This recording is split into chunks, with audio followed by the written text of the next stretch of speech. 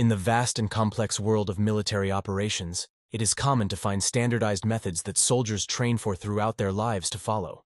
These strategies and tactics are fundamental to ensure efficiency, coordination, and success on the battlefield. However, there are situations where standardization is not a viable or effective option. It is in these cases that exceptional individuals emerge who defy conventions and adopt unorthodox approaches to combat organized crime. One of these standout individuals is Erik Morales Guevara, clandestinely known as El Marino Loco, and that's why in today's video, we will explore his story.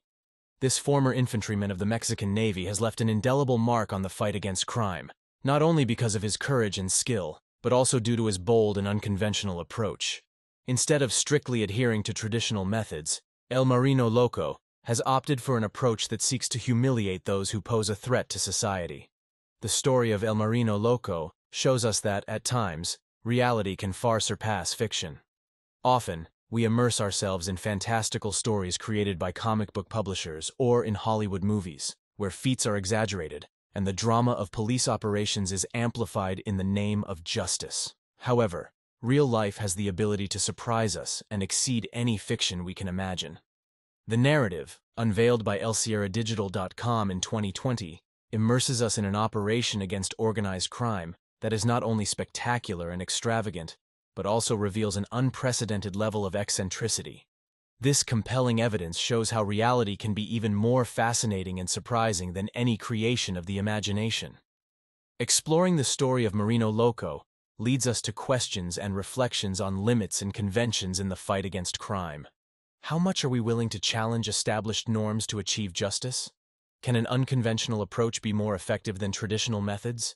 These questions invite us to question our own beliefs and appreciate the courage and determination of those who dare to challenge the status quo in pursuit of a safer and fairer world. His name is Erik Morales Guevara, known as El Marino Loco, a former infantryman of the Mexican Navy stationed in Tamaulipas, a state located in the northeast of the Aztec country, bordering the United States. His service within the Mexican military's security forces has been controversial due to alleged abuse of power and extravagant authoritarian behavior. Morales gained notoriety among American drug traffickers for his unusual and, at times, brutal methods during operations against organized crime. However, it is crucial to note that the information provided is based on testimonies and sources circulating in media and social networks. One of the most controversial aspects of Morales' career has been his alleged passion for humiliating prisoners. Reports suggest that his main objective was to cross-dress detainees and force them into homosexual acts to entertain his men and followers on social media. These actions have sparked widespread debate on human rights and ethics in military operations. Morales' bold and courageous behavior inevitably drew the hatred of his enemies and placed him in the crosshairs of major drug traffickers in the region.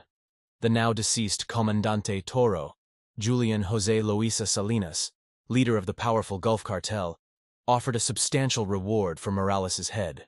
El Marino Loco's reputation and success in the fight against organized crime made him a prime target for rival cartel leaders. However, the regional leader's eagerness to get rid of Morales would be his downfall. The army and security forces were determined to dismantle the cartel's power and influence, seizing the opportunity to make a significant blow. On April 22, 2017, in a joint operation, they managed to bring down Morales in the town of Reynosa, in the state of Tamaulipas, putting an end to his criminal career and his threat to the region's peace and security. Morales' skill and talent in operations were unquestionable to his colleagues. His dedication and bravery made him stand out on numerous occasions, but they also earned him a reputation as an unconventional agent. However, his colleagues acknowledged that his approach was effective, and his results spoke for themselves. One of Morales' most well-known operations took place in 2015. Just as he was about to conclude an operation to capture the feared Comandante Toro, leader of the Gulf Cartel, Morales received a sudden change order. He was transferred to the city of Tampico, also in the state of Tamaulipas, to pursue Silvestre El Chive Haro Rodriguez, head of the local cartel. This mission represents a milestone in Morales' career, demonstrating his ability to adapt quickly to new situations and confront the most dangerous leaders in organized crime. I'll pause briefly to remind you that if you're enjoying the video, subscribe to not miss on new content. Now let's carry on with the video. During the operation with the intention of locating the target's residence, El Marino Loco decided to also raid the house of the former mayor of the city of Altamira, Juvenal Hernandez Llano. After an exhaustive search, they finally located El Chief's residence. It was there that the team led by Morales made a shocking discovery: a photo and an urn containing the remains of the deceased father of the leader of the Tampico cartel. Morales's immediate action upon seeing the photo was to destroy it without hesitation, demonstrating his determination and disdain for the legacy and memory of the cartel leader's father. But that wasn't all. According to circulating rumors, Morales also seized the urn with the ashes, carrying it with him as a trophy of his victory. However, the humiliation and outrage did not end there. As is well known, in the world of drug trafficking in Mexico, masculinity is an extremely important value and is taken to the highest degree. In this same operation, Morales decided to carry out one of his characteristic humiliation activities, this time directed towards the drug trafficker known as El Mimido. He dressed him as a woman and forced him to kiss his own hitmen, thus consummating homosexual acts in an attempt to denigrate him and demonstrate his power over him. It is even more extravagant that it was the Gulf Cartel itself that decided to use the judicial system to bring down Morales, accusing him of weapon theft, accepting bribes, and of course, the kidnapping of the ashes of El Chive's father. Unable to defend himself against these charges, the Navy ultimately dismissed Eric Morales Guevara from its ranks.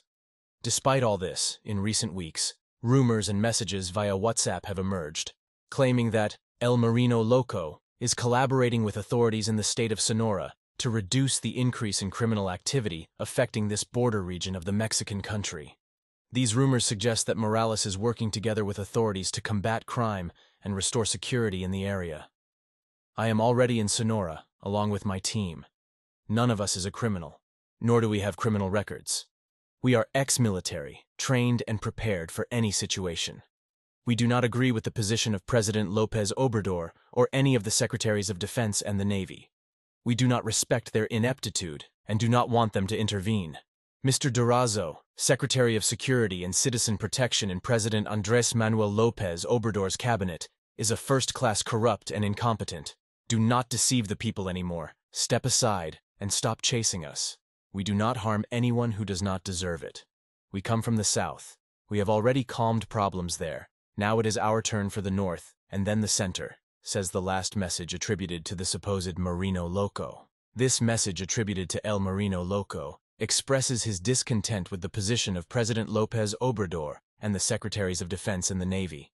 He claims that he and his team are not criminals and do not have criminal records, but are ex-military trained and prepared for any situation. Criticizes the authorities' ineptitude and accuses Mr. Durazo of corruption and incompetence. And that concludes today's video. Subscribe if you liked the video so you don't miss more videos like these. We'll see you in the next one.